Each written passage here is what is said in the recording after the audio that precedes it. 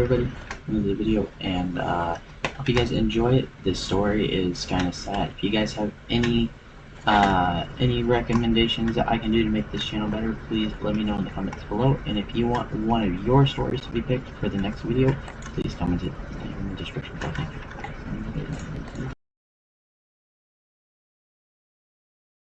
The last voicemail. Rain hammered against the windows of the city bus as Daniel sat alone near the back, clutching his phone tightly in both hands. Outside, blurred headlights stretched across the wet streets like fading stars. It was nearly midnight. He replayed the voicemail again. "Danny, call me when you can, okay? I just wanted to hear your voice." His mother's voice sounded warm, tired, gentle. The timestamp underneath read, 11:42 p.m. Daniel swallowed hard. He had missed a call 3 months ago. At the time, he'd been angry. Angry at work, angry at bills, angry at himself. He had seen her name light up his screen while sitting at a crowded bar with co-workers. Instead of answering, he muted the phone and shoved it into his pocket. "I'll call her tomorrow," he had thought. Tomorrow never came. At 2:13 a.m. that same night, a drunk driver ran a red light. By sunrise, his mother was gone. Daniel stared out the rain-covered window as the bus passed the old neighborhood where he grew up. Most of the houses looked smaller now, sadder. He hadn't been back since the funeral. The guilt lived inside him every day. Not loudly, not dramatically, just quietly, like a weight tied around his chest. He worked longer hours His now apartment was because cold, silence at home cluttered, unbearable. and empty except for a dying plant in the kitchen window. Some nights he would wake up convinced he heard his mother humming from another room. Then reality returned. Every single time. The bus stopped near Maple Street. Daniel stepped off into the rain. The air smelled like wet asphalt and old memories.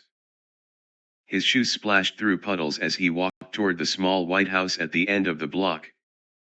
His childhood home. It had been sold months ago, but tonight the lights were off. Empty. He stood at the rusted gate for a long moment. He remembered being 10 years old, running into the yard after school while his mother sat on the porch reading a book. She always smiled the moment she saw him. Always. No matter how tired she was. No matter how hard life became. Daniel wiped rainwater from his face, though he wasn't sure anymore whether it was rain or tears. He pushed open the gate. The porch creaked under his feet exactly the way it used to. For a second, he could almost imagine she was still there. Waiting. "Danny, dinner's ready." The memory hit him so hard he nearly doubled over. He sat down slowly on the old porch swing. Back and forth. Back and forth. The same rhythm his mother used whenever she couldn't sleep. Daniel pulled out his phone again. One voicemail. 3 months old. He pressed play. "Danny, call me when you can, okay? I just wanted to hear your voice." A shaky breath escaped him. "I'm sorry," he whispered. The words vanished into the rain. He wished grief worked like movies. One huge breakdown. One emotional speech. Then healing. But real grief was quieter. It followed you into grocery stores. Into empty apartments. Into birthdays. Into random Tuesdays. It lived in tiny moments. Like reaching for your phone before remembering there's nobody left to call. Daniel lowered his head into his hands. "I should have answered." His voice cracked. The porch swing rocked gently beneath him. Somewhere down the street, a dog barked. Cars hissed through wet roads. The world kept moving. That was the cruelest part. The world never stopped. Not for heartbreak. Not for funerals. not for regret. Minutes passed. Then Daniel noticed something near the front door. A small flower pot.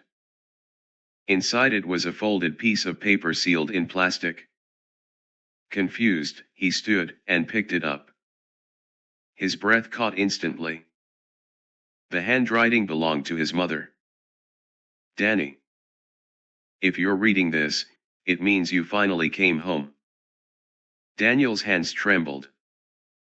He unfolded the note carefully.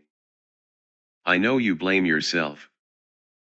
You always blame yourself for everything.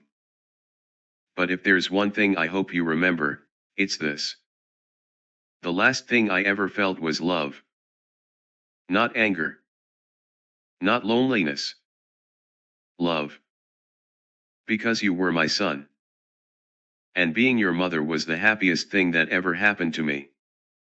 Daniel's vision blurred. Tears finally spilled freely down his face. The kind he had spent months holding back. He kept reading. Life is going to hurt sometimes. People leave. Time moves too fast. And there will always be things we wish we had done differently. But love matters more than mistakes. So please, Danny. Don't spend your whole life punishing yourself for one bad moment. Live. Laugh again. Go outside more. And maybe water that poor plant in your apartment. Daniel let out a broken laugh through his tears. Even now, she somehow knew him perfectly. At the bottom of the note was one final sentence. And answer your phone once in a while. Love, Mom. Daniel sat back down on the porch swing, crying openly now. Not because the pain disappeared. It didn't. But because for the first time in months, the guilt loosened its grip just enough for him to breathe. The rain slowly softened. Clouds drifted apart overhead. And somewhere beyond the darkness, morning was beginning. Daniel looked at the voicemail one last time. Then he finally pressed delete. Not because he wanted to forget her. But because he no longer needed punishment to remember her love. The porch swing moved gently in the quiet night. Back and forth. Back and forth. And for the first time since losing her, Daniel decided he wanted to keep living.